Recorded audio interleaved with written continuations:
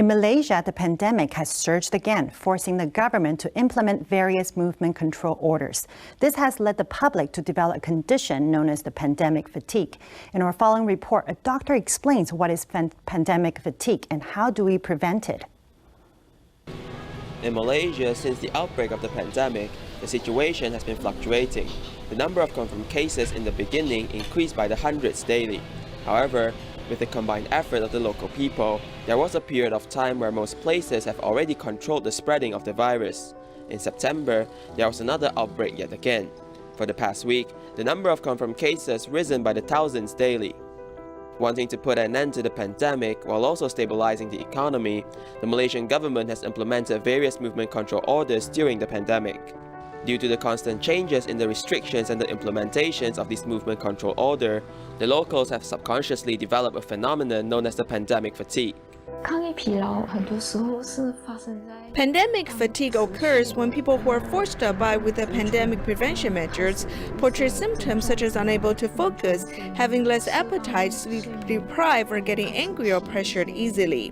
Humans are energy-based. If they're forced to comply with the government's protocol, they'll lose this energy, which will cause them to feel fatigue.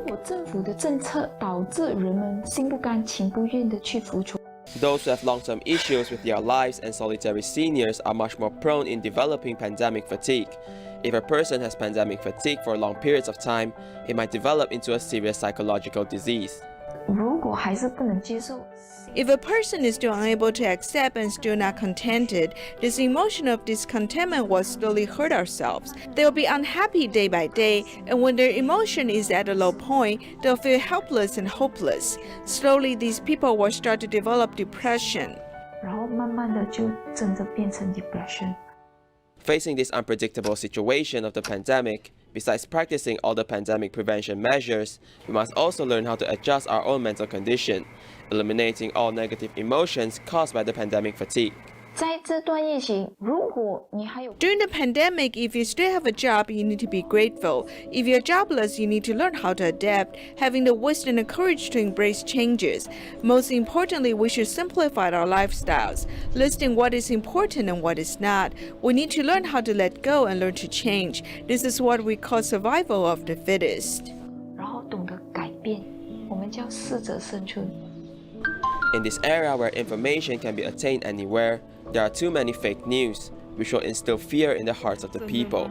However, we can rely on the information provided by reliable sources such as the Health Ministry or the World Health Organization, learning the correct way of pandemic prevention methods.